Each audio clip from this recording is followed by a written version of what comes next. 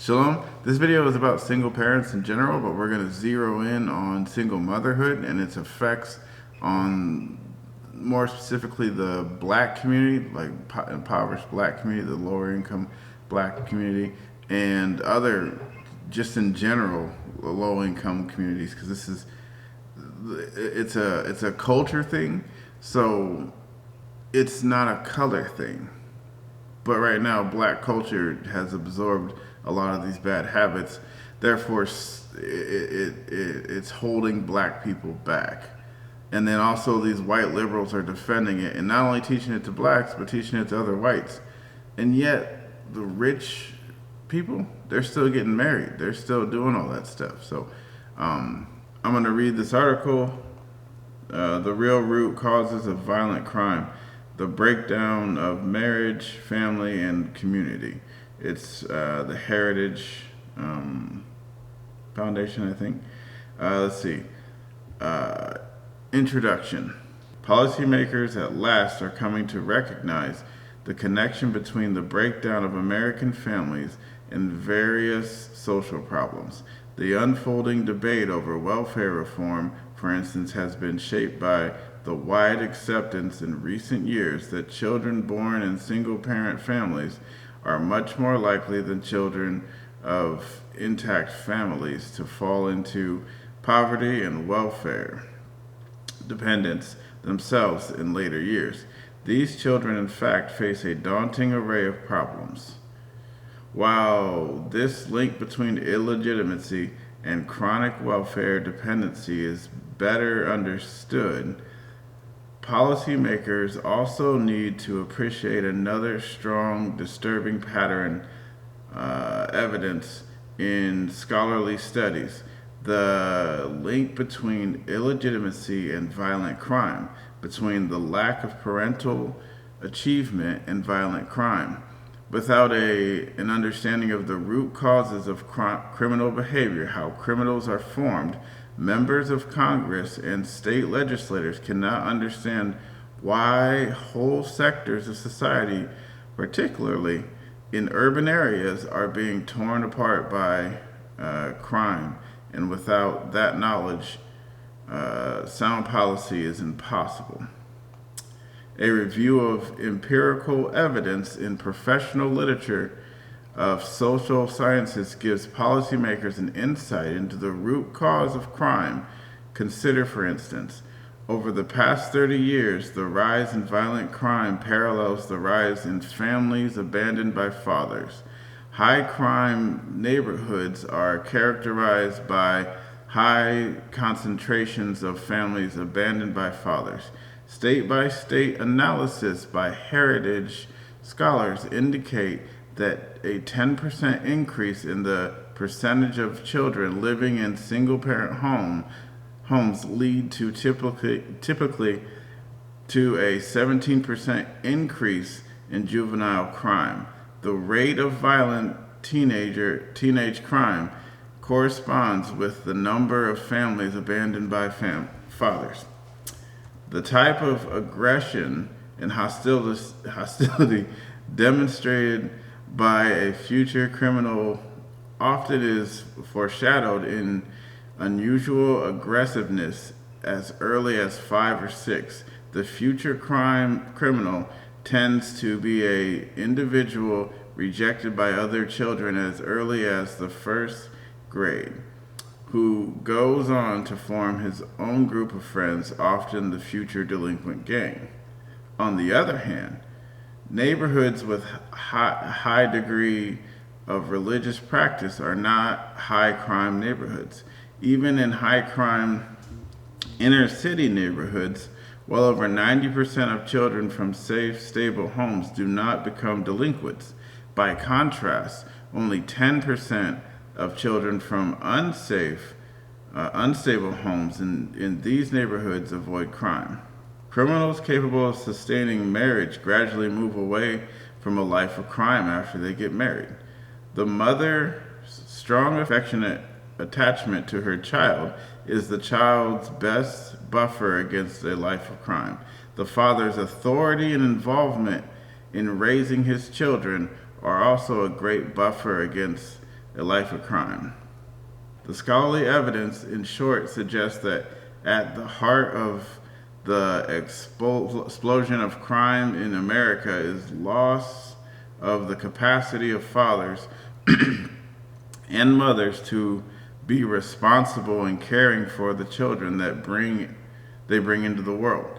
This loss of love and guidance at that intimate levels of marriage and family has broad social consequences for children and for the wider community. The empirical evidence shows that too many young men and women from broken families tend to have much weaker sense of connection with their neighborhood and are prone to exploit its members to satisfy their unmet needs or desires.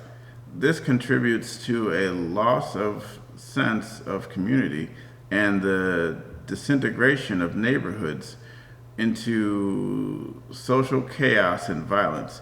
Crime.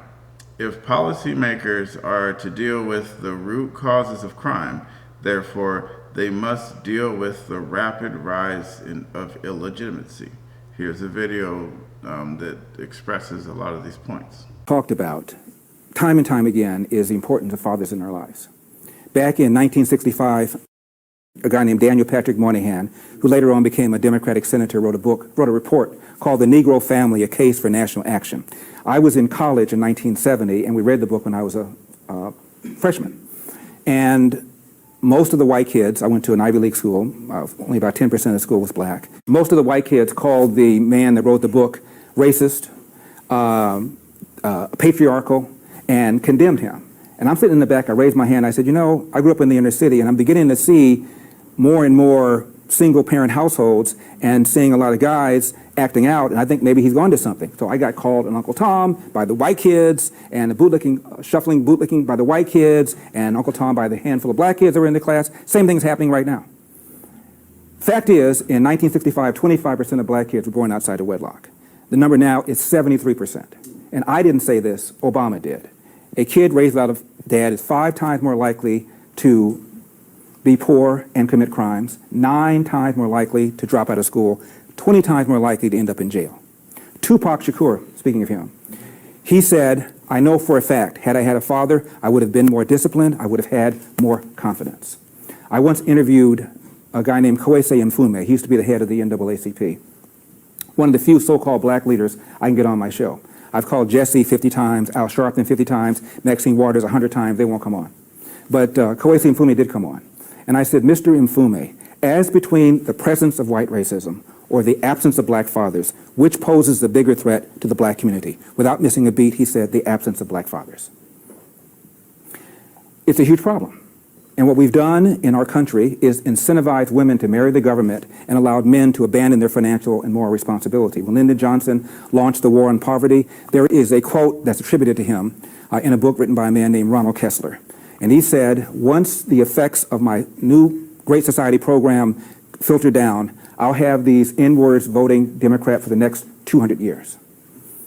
I'm not saying there was a plot. What I'm saying is it created this disincentive that has destroyed families, not just black families. 25% of white families today are now born, white boys are now born outside of wedlock. 50% of Latinos are born outside of wedlock. The only percentage that's higher than the black percentage are Native Americans on reservations, 80%.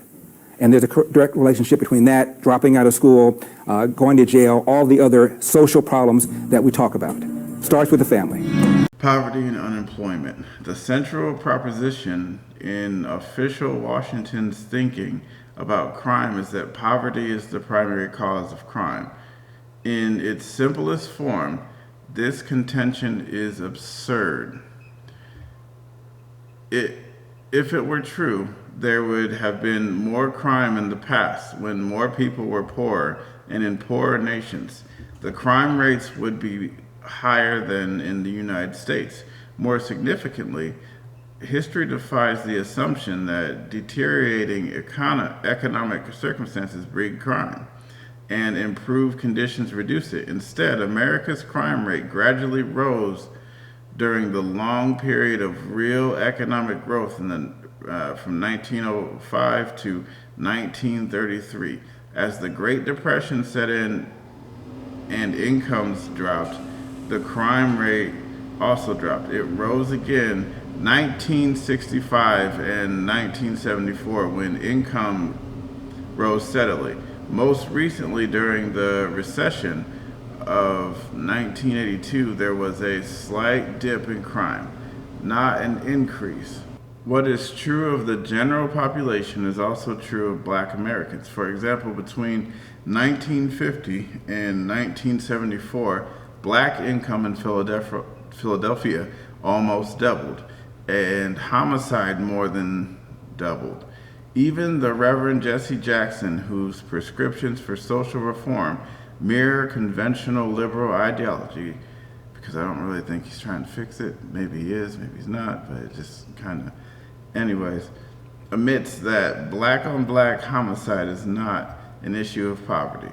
The crime rate in other communities also show no link between low incomes and crime. The Chinese in San Francisco in the mid-1960s, for instance, had the lowest family income of any ethnic group, less than $4,000 per year, but next to no crime. Only 5 Chinese in all of California were in prison. Race and crime. There is a widespread belief that race is a major explanatory cause of crime. This belief is anchored in the large disparity in crime rates between whites and blacks.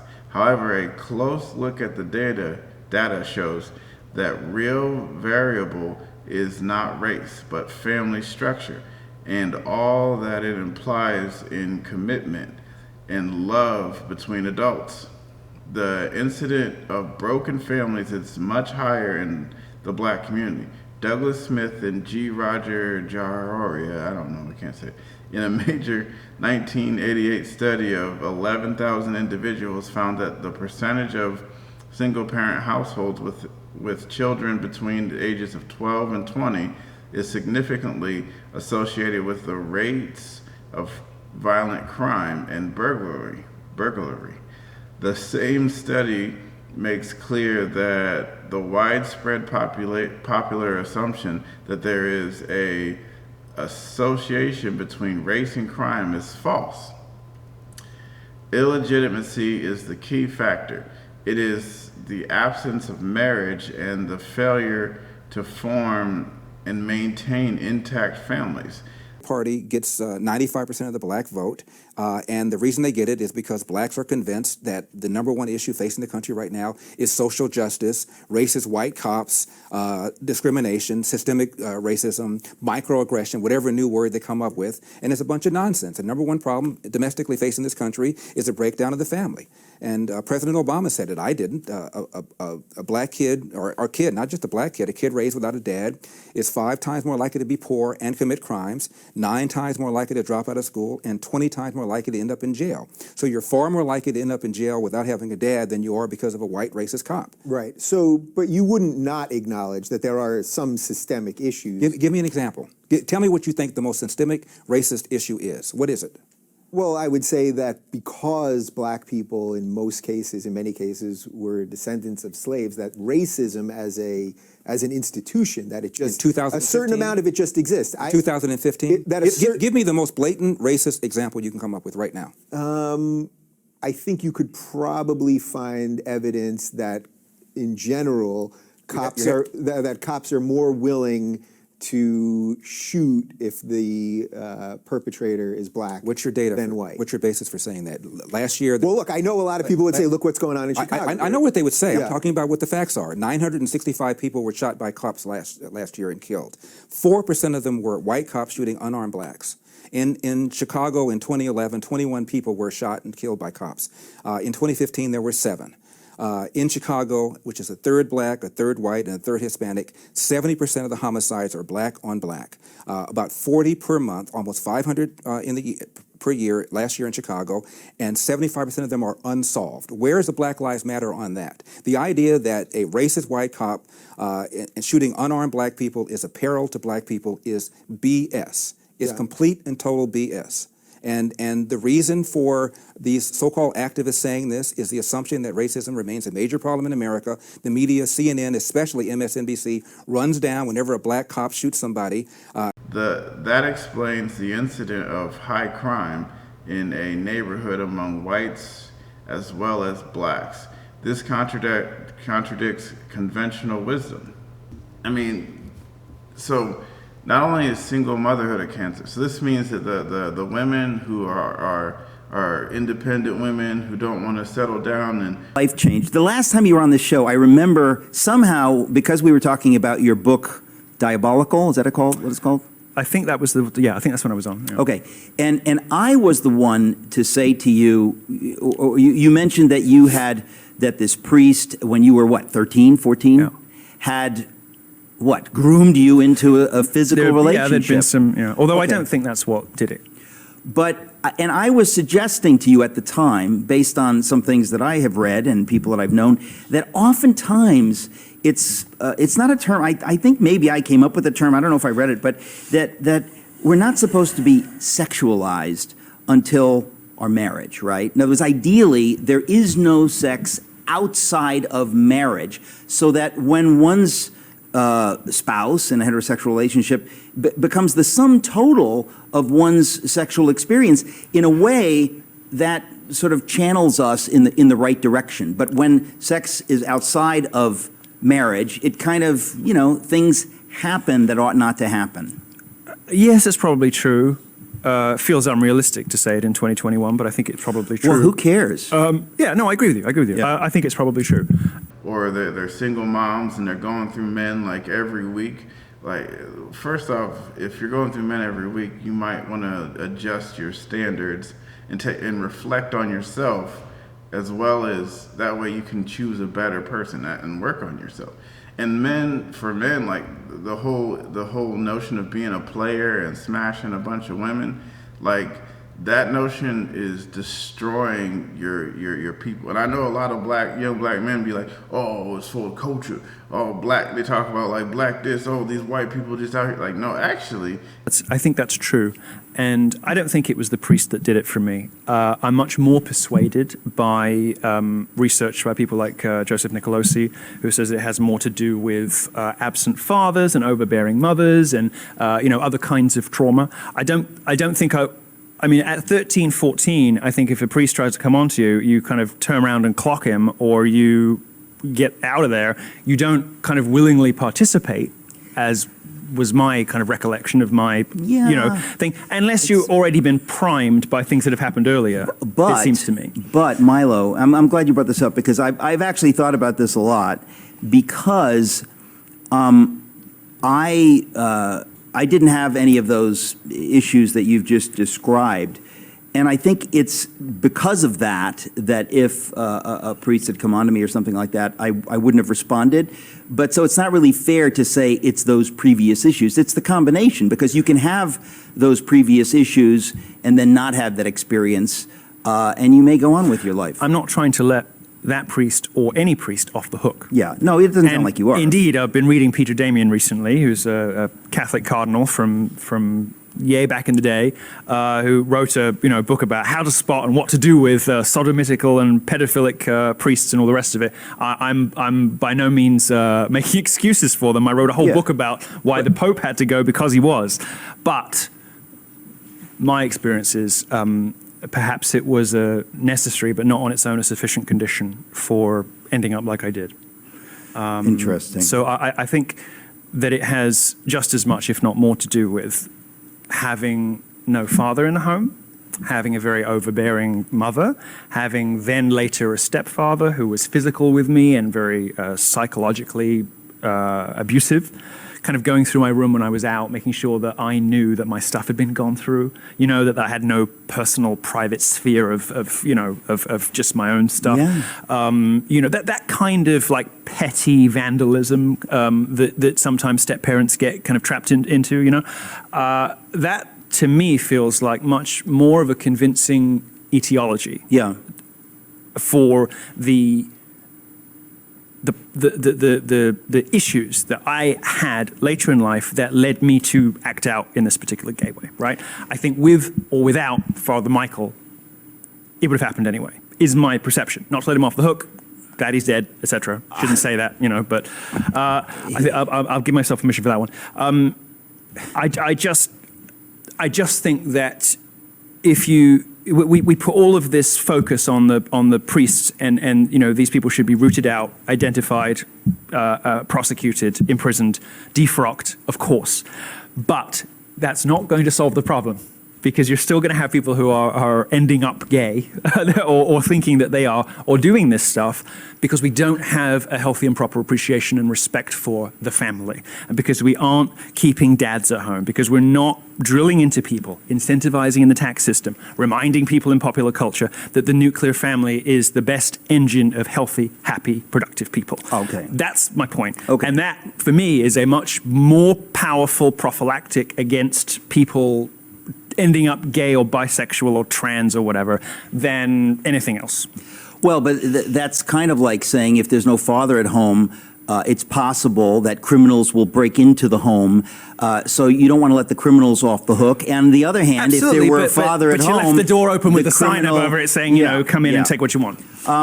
So it sounds like then, if you are, a serious Christian and particularly Catholic, you buy into the idea, the biblical idea, that there's really no such thing as a gay person, that No. God doesn't create gay people. No, It's your own actions that's destroying your own community, your own people. It's time to take a self-reflection of the self, and instead of trying to blame everything else on everyone else, like rein yourselves in. Stop having sex, like promiscuity like that. And like focus on building families, focus on building your community. That means the most pro-black thing you can do is start getting married, and keeping your families together. Take raising your kids, education, all that. That's the most pro-black thing you could do. But y'all don't want to hear that. You still just gonna march for, half of them are criminals. They actually did have guns and stuff like that. But that's on you, because it just shows the goal has nothing to do with black lives, but everything to do with just being selfish and wanting to blame other people and like hatred, like racism. But anyways, I digress. Bolstering the Smith-Jojoria study, University of Illinois psychologist Robert J. Sampson, in a study on the differential effects of poverty and family distribution of crime stats. Overall, the analysis shows that rates of black violent offending, especially by juveniles, are strongly influenced by variations in family structure. Totally honest with the child, like how the situation is that we are an abnormal family, and that we're not like a conventional, he is not conventionally being brought up, probably going to be teased about it at school, it's not going to be easy, etc. And then I'm also going to explain to him like the situation with his dad, like whether he can contact him or not, and all of that. Okay, but you understand the child didn't choose this life, that you chose it for him. It's not like you're telling him after the fact that he has to deal with something that's not ideal and very hurtful and potentially. It's not ideal. It's just that it's not the usual. But I'm not like. No, you're saying it's not ideal. You don't know what it's going to be like for the child. You're saying that from your perspective as you as an individual. You don't know what the child's going to want. So when you say that, you're saying that after the fact, the child's been brought into this world. You brought him, right? He didn't ask to be brought here. And then afterwards, you'd be like, by the way, because of the way that I wanted to bring you into this world, you're not going to have a father. I mean, he gave you sperm and he brought you here, but he's got his own family now, and he probably is more focused on them. Do you understand? Like, he's already here. He can't choose to leave. He can't go back up your womb like, I don't like this offer. I'm out. I want to bring. Independent of the major candidates supplied by prior criminal criminological theory, e.g., income, region, size, density, age, race composition. Black family disruption has the largest effect on black juvenile robbery and homicide. The effect of family structure are strong and cannot be easily dismissed by reference to other structural and cultural features of urban environments. The effect of family disruption on black violence is not due to the effect of black violence on family structure. Simpson adds, the predictor of white robbery are in large part identical in sign and magnitude to those for blacks. The evidence of professional literature is overwhelming. Teenage criminal behavior has its roots in habitable deprivation of parental love and affection. Going back to early infancy, future delinquents invariably have a chaotic, disintegrating family life. This frequently leads to aggression and hostility towards others outside the family. Most delinquents are not withdrawn or depressed. Quite the opposite. They are actively involved in their neighborhood, but often in a violent fashion. This hostility is established in the first few years of life. By age 6, habits of aggression and free-floating anger typically are already formed. By way of contrast, normal children enjoy a sense of personal security derived from their natural attachment to their mother. The future criminal is often denied that nature and attachment. And this means that when you're going around banging these women and you get them pregnant and you don't take care of them, and these women that get pregnant and they don't know how to keep a man, and like they act a fool and all that stuff, and then they try and use the children against them and separate them from the children, you're actually creating your child's destruction. You're actually creating another like nigga who's gonna go and do dumb stuff, right? Because of you, like, and that is directly your fault. Whoever the player is, like, if you watching this is your fault. Take care of your families. If you stick your dick in something and you get her pregnant, right? That's your responsibility. Like, take care of the kid and the mom. If you let someone, diddle you, then you better be prepared to be with that person. You shouldn't, like, it's not a game. That little life, it depends on your neighborhoods, depend on it. Your community as a whole depend on it. The reason that the poverty, the violence, all that stuff is because y'all aren't forming families. You're just being irresponsible. You're not taking responsibility. And I say this a lot, that freedom depends on responsibility. And we live in a generation that doesn't want to take responsibility for their own actions. They rather just blame other people. But there comes a time when you just have to do your responsibility and carry it out. And that creates a bigger positive effect in your community and for yourself. So for the single moms, I'm just gonna throw this in there, for the advantage of work hold true even for at-risk groups such as single mothers. About 83% of single moms who do not work are in poverty, compared to nearly 60% who work part-time. But less than 18% of single moms who work full-time are in poverty. So working full-time, I mean, that's hard if you got 1, 2, 3 kids. And then you also have to realize that, I mean, if you're paying for childcare, like, that's a lot, which I guess there's a lot of government programs that you wouldn't be paying for childcare until you hit, I guess, till you hit a certain dollar amount probably. But anyways, and here's the thing, like, it's not just there's tons of articles that say this, but this article is by the National Center for Policy Analysis, and it's How Not to Be Poor. and I'm going to skip down here. So, get married is the beginning. Marriage is also a strong deterrent to poverty. Only 4.0% of married couples without children are in poverty, according to census data. In contrast, the poverty rate for singles without children is 8.6%.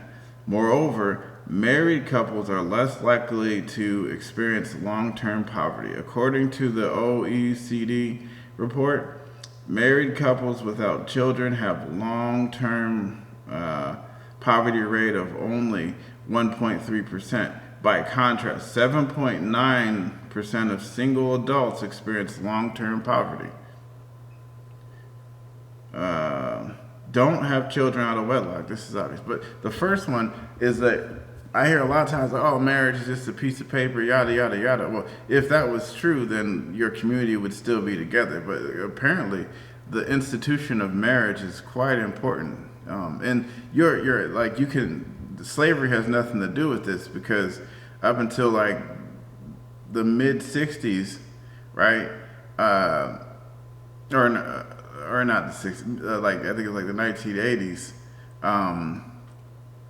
blacks had it together. Like they had married, like there were times when blacks had a higher marriage rate than whites.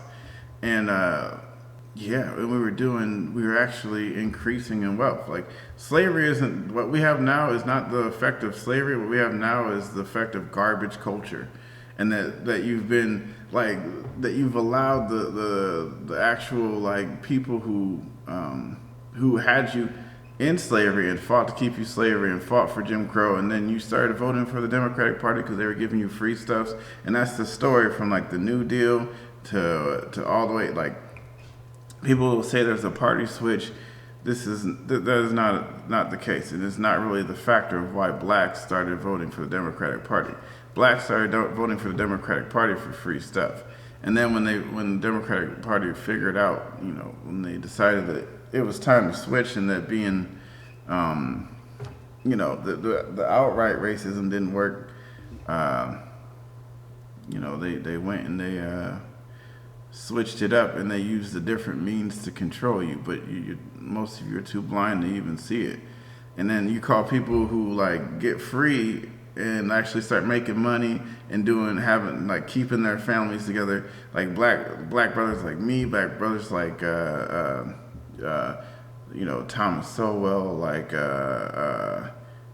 Candace, or women like Candace Owens, and there's many more, and you call them Uncle Toms, but look where like you guys are at, and then look where like there's a different class of black that actually is doing better because we decided to do better, and we looked and saw that what we were told wasn't working, and it wasn't true. So that but when we turn around and we reach our hand down to you slap the hand away from us. But that's fine. We eventually get to this point where like if y'all want to stay down there, y'all can stay down there, but we're not coming. Like that's on you. But for those who want out, like I'll gladly help. Like advice, all that stuff, and in any other way I can help too, if it's possible and within my means, right? So don't have children out of wedlock. Having children outside of marriage is costly for both the individual and the child. The Census Bureau reports of these households with 2 or more children under the age of 18, 7.9% of marriage households were poor, while 51.6% of never married households were poor. Of those households with 2 or more children under the age of 6, 11.5% of marriage households were poor, while 62.4% of never married households were poor. According to the OECD study, spells of poverty are 12.6% shorter for marriage households compared to female head households. Similarly, meaning like single moms, similarly, married households with children are much more likely to avoid long-term poverty than single-parent households. Only 1.7% of married households with children suffer long-term poverty, while 26% of single-parent households are poor long-term. Child poverty is dependent on the behavior of the parent. Using data from National Longitudinal Survey of Youth, a Heritage Foundation study finds on average, a child raised by a never married mother is 9 times more likely to live in poverty than a child raised by 2 parents in an intact marriage. Nearly 80% of children in long-term poverty live in some type of broken family or with a never married parent. Children born to parents who do not marry spend on average 56.7% of their lives in poverty, opposed to just 6.3% of children in married families. Conclusion: poverty is most often a consequence of specific behavior. By engaging in other behaviors, people can avoid poverty. To help people escape poverty, government programs should encourage these behaviors. The 1996 welfare reform encouraged work. The rate of poverty fell. Proposals to encourage marriage, like President Bush's plan to eliminate the marriage penalty, could have similar benefits. This was by Blake Bailey, is an intern with the National Center for Policy Analysis. So, conclude, it's your behaviors that are keeping you poor. Most likely, that's the biggest effect, not institutional racism or systemic racism, as they like to put. That stuff plays very little effect on you actually being poor. If you kept your families together, if you got yourself together, got married, got a job, and on this report it talks about working. Like if you get a job and how if you work a full-time job, like you have a much less, even at minimum wage, you have a much less. I take responsibility. I take responsibility. I take responsibility. Black people are being slaughtered in the streets, killed in their own homes. These are our brothers and sisters, our friends, our family. We are done watching them die. How do you define a white liberal? Those kinds of people who have the kinds of attitudes that are called liberal in the United States, although the word is misused, those people have created an atmosphere in which these counterproductive cultures are to be celebrated, perpetuated, and the consequences overlooked. It reminds me of a scene in the Blue Max where this general is encouraging this daredevil pilot to do all kinds of wild stunts, you see, knowing that the guy's going to kill himself if he keeps doing this, and therefore the general will be rid of a political problem. Now, I don't think that the white liberals are doing this deliberately, but I think the net results are the same. They are cheering blacks on and doing things that are absolutely self-destructive.